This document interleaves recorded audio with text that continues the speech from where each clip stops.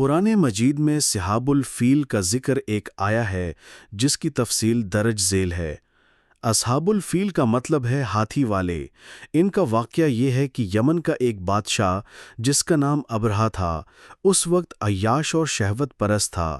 اس نے جب یہ دیکھا کہ لوگ کعبے کی طرف آتے ہیں اور وہاں کے تمام اطراف و اکناف کے لوگ ہیں زیارت و عبادت کی تعمیر سے، تو اس بیت اللہ کی عظمت و برتری ختم کرنے کے لیے شہر صنعا یمن میں ایک کنیسہ یعنی گرجا کرایا جس میں ہر طرح کی زیبائش اور آرائش تھی۔ لوگ اس کی عظمت کو دیکھ کر فریفتہ عرب اور بیت اللہ کو چھوڑ دیں اور حکم جاری کرے کہ کوئی شخص مکہ نہ جائے، اسی کعبے کا حج کرے، لیکن لوگوں پر اس اعلان کا کوئی اثر نہیں ہوتا اور بدستور اہل یمن مکہ مکرمہ ہی جاتے تھے۔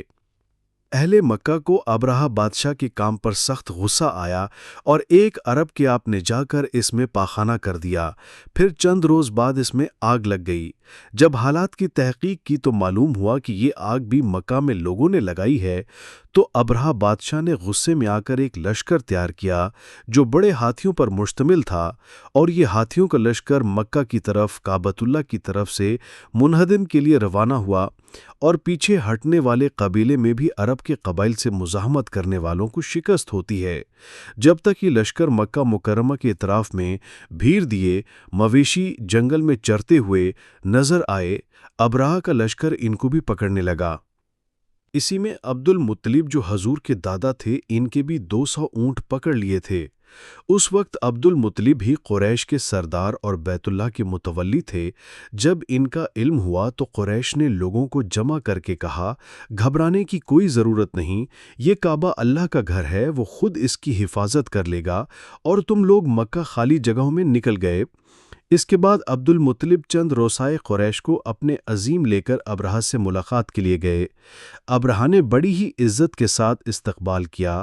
عبد المطلب حسن و جمال کا پیکر، وقار و عظمت اور ہیبت ان پر برستی تھی، اور اللہ نے ان کو ایسا وجاہت اور دبدبہ عطا کیا تھا کہ دیکھنے والا ہی مروب ہوتا تھا۔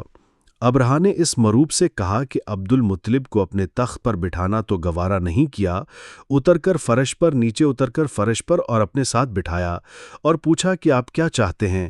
تو انہوں نے کہا کہ میرے جو اونٹ پکڑے ہیں وہ مجھے واپس کر دو۔ ابرہہ نے کہا، آپ نے اپنے اونٹوں کو چھوڑنے کا ذکر کیا، اور خانہ کعبہ اور آپ کا آباء و اجداد کا کعبہ اور دین و مذہب، اس کے بارے میں آپ نے کوئی حرف نہیں کیا۔ عبد المطلب نے جواب دیا کہ اونٹوں کا مالک ہوں، اور اللہ نے جس کا مالک میں اس کی فکر کی اور اس کا ذکر کیا، اور کعبہ تو اللہ کا گھر ہے، اللہ ہی اس کا رب ہے تو اس کی حفاظت کرے گا۔ ابرہہ نے کچھ سکوت کے بعد عبد المطلب کو واپس کرنے کا حکم دیا۔ یہ تمام اونٹوں کو لے آئے اور خانہ کعبہ کی نظر کرے، اور بیت اللہ کے سامنے آ کر گڑ گڑا کر دعا مانگنے سے کہا، اے اللہ، یہ تو تیرا گھر ہے، تو اس کی حفاظت کا حکم ہے۔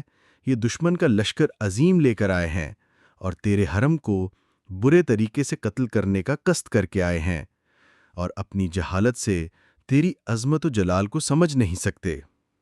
عبد المطلب دعا سے فارغ ہوتے ہی تھے، اور ادھر ابرہہ لشکر لے کر آگے بڑھنے کا ارادہ کر رہا تھا کہ ابابیل پرندوں کے گھول نظر آئے، ہر ایک کی چونچ اور پنجوں میں 3 تنکریاں، جو دفعتاً لشکر نے کہا، پر برسنی شروع کرنے سے اس کی طرف سے یہ کنکریاں گولیوں سے بھی تیز کام۔ لشکر میں ہر ایک سر پر ایک کنکری گرتی ہے اور اس کے نیچے سے نکل جاتی ہے، جس پر وہ کنکری گرتی ختم ہونے والی طاقت ہے۔ تمام لشکر تباہ، خواہ وہ انسان ہو یا حیوان۔